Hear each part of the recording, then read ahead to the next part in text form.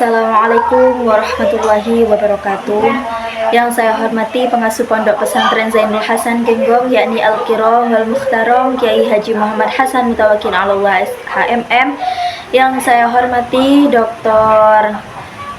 Abdul Aziz Wahab MAG selaku Rektor Universitas Islam Zainul Hasan Genggong.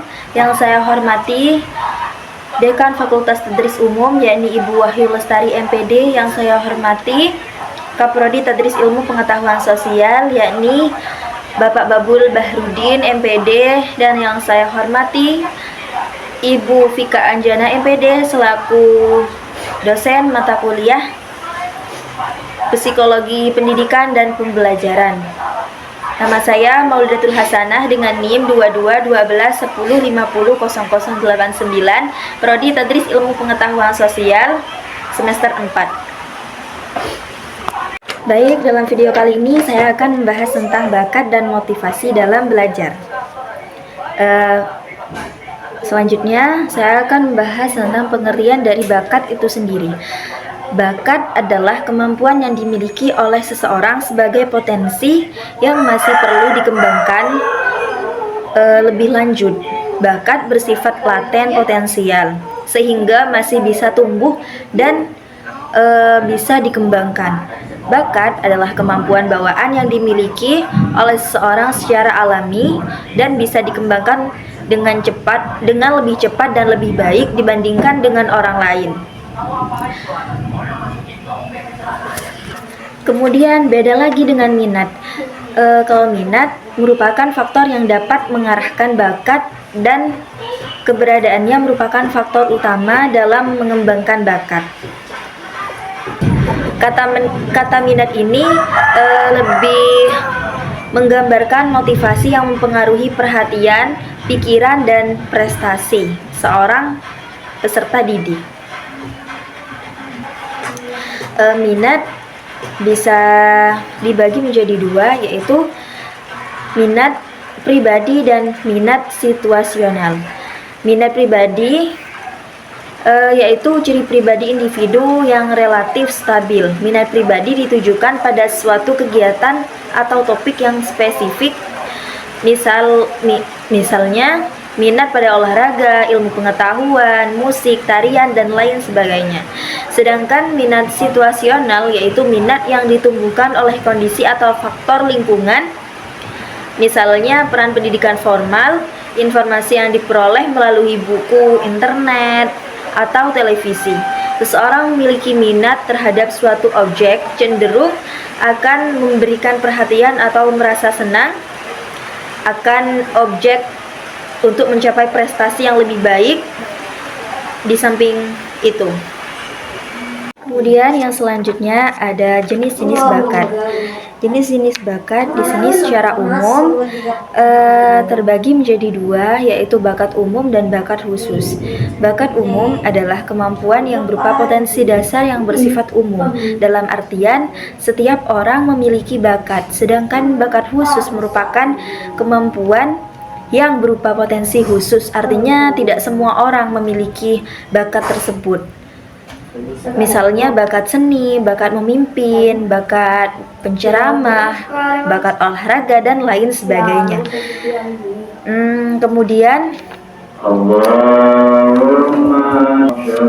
Kemudian jenis-jenis bakat ini juga terkait dengan konsep multiple intelligence yang dikembangkan oleh Howard Gardner. Berikut ada 8 bakat pada diri manusia. Yang pertama ada bakat akademik. Bakat akademik ini adalah kemampuan khusus seseorang untuk excel dalam bidang akademik atau intelektual tertentu. Yang kedua ada bakat kreatif dan produktif. Bakat kreatif dan produktif ini sering juga disebut dengan kecerdasan spesial. Kemampuan spesial adalah kemampuan seseorang untuk memahami, mengelola, dan menggunakan informasi dalam bentuk visual atau ruang. Ini melibatkan kemampuan untuk memahami dunia sekitar kita dalam bentuk visual, memvisualisasikan ide, serta membuat dan memanipulasi gambar, ruang, dan objek secara mental. Kemudian yang ketiga ada bakat seni dan musik. Bakat seni dan musik juga dikenal sebagai kecerdasan musikal atau musical intelligence, pada kemampuan seseorang untuk memahami, menghasilkan, dan mengekspresikan elemen-elemen musik seperti ritme, melodi, harmoni, dan nada. Kecerdasan ini mencakup kemampuan untuk menghargai karya seni musik, memainkan alat musik, bernyanyi, atau menciptakan musik baru. Kemudian yang D, bakat kinestetik atau psikomotorik. Nah, bakat kinestetik atau psikomotorik ini juga dikenal sebagai bakat kecerdasan tubuh kinestetik atau body kinesthetic intelligence, merujuk pada kemampuan seseorang dalam menggunakan tubuh mereka secara efisien dan mengkoordinasikan gerakan fisik. Selanjutnya ada bakat sosial dan kepemimpinan. Bakat sosial dan kepemimpinan mengacu pada kemampuan seseorang dalam berinteraksi, berkomunikasi, dan berhubungan dengan orang lain secara efektif. Kemudian ada bakat naturalis. Bakat naturalis atau naturalis intelligency adalah jenis kecerdasan yang diidentifikasi dalam teori kecerdasan majemuk oleh Howard. Selanjutnya yang G adalah bakat bekerja administrasi. Bakat bekerja administrasi mengacu pada kemampuan seseorang untuk melaksanakan tugas-tugas administratif dengan efisien dan efektif. Ini termasuk kemampuan untuk mengorganisasi informasi, merencanakan dan mengelola waktu, berkomunikasi secara tertib, dan menjalankan tugas-tugas administratif dengan akurasi dan ketelitian. Selanjutnya, yang terakhir ada bakat mekanik. Bakat mekanik ini merujuk pada kemampuan seseorang untuk memahami, bekerja dengan, dan memperbaiki perangkat mekanis, mesin, atau peralatan teknis. Selanjutnya, kita akan membahas tentang faktor-faktor yang mempengaruhi motivasi dalam belajar. Oke, selanjutnya kita akan membahas tentang faktor-faktor yang mempengaruhi perkembangan bakat. Nah, ada sejumlah faktor yang bisa mempengaruhi perkembangan bakat khusus secara garis besar dikelompokkan menjadi dua, yaitu faktor eksternal dan faktor internal. Faktor internal yang mempengaruhi bakat seseorang itu muncul karena pengaruh terhadap dirinya sendiri, seperti minat, motivasi, keberanian, keuletan dalam menghadapi tantangan, dan kegigihan dalam mengatasi kesulitan yang ada. Selanjutnya, faktor eksternal. Faktor eksternal adalah faktor yang mempengaruhi bakat seseorang yang muncul karena ada pengaruh dari luar. Berikut adalah faktor eksternal yang dapat terpengaruh pada bakat-bakat seseorang. Yang pertama, faktor lingkungan. Faktor lingkungan merupakan olahan dari berbagai hal untuk mendukung pengembangan minat dan bakat anak. Kemudian, yang kedua ada latihan dan praktik.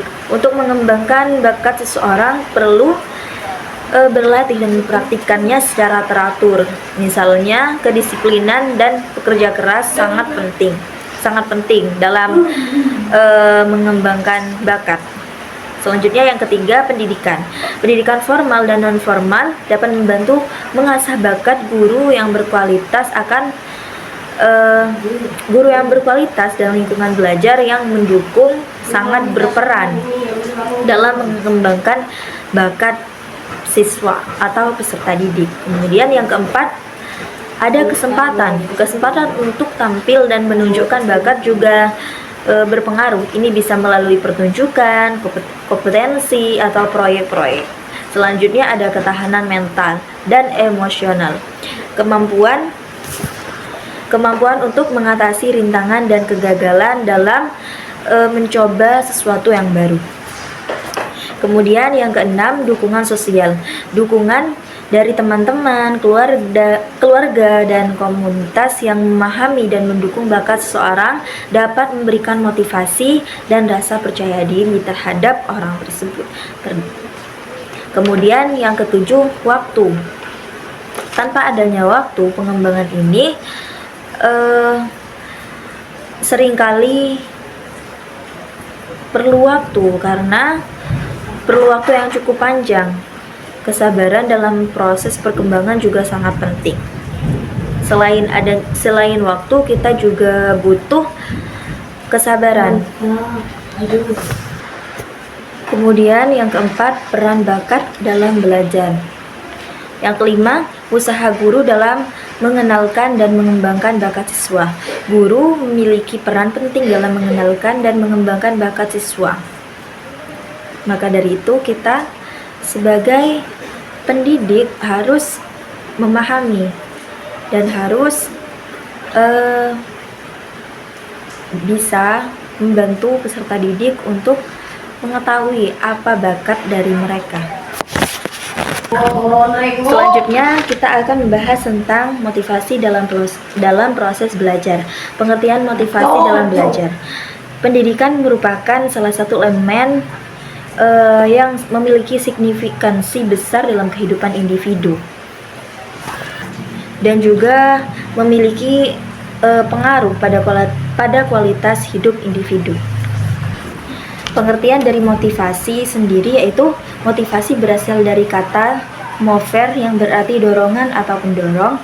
Motivasi belajar adalah kekuatan dalam diri siswa yang memotivasi mereka untuk belajar. Motivasi belajar adalah hal yang sangat penting dalam proses belajar, sehingga tanpa motivasi seseorang mungkin tidak akan melakukan aktivitas. Nah, dari definisi-definisi di atas dapat disimpulkan bahwa motivasi adalah faktor yang mendorong siswa atau peserta didik untuk melakukan aktivitas tertentu. Ketika berbicara tentang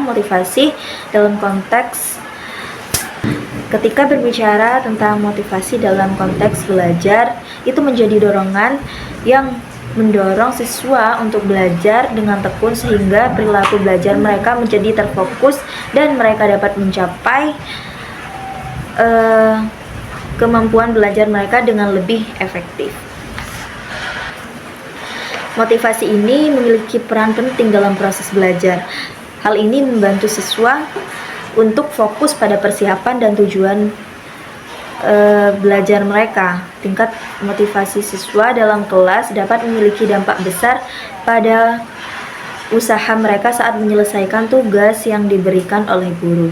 Siswa juga memiliki motivasi belajar tinggi, cenderung berkomitmen dan melihat tugas-tugas dengan sebagai tantangan yang harus mereka hadapi.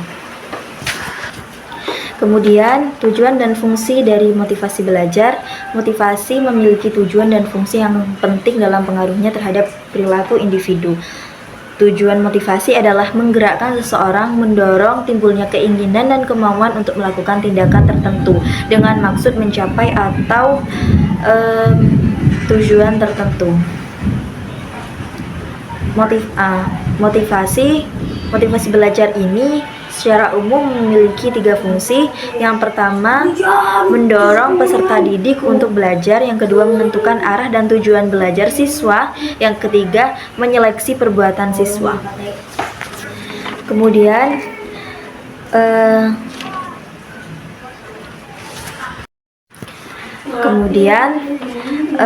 teori motivasi belajar termasuk teori Maslow, teori Fromm, teori IRG, teori motivator Hagen, Herbert, dan teori Deci dan Ryan, dan teori Skinner. Masing-masing teori menyoroti berbagai faktor yang mempengaruhi motivasi.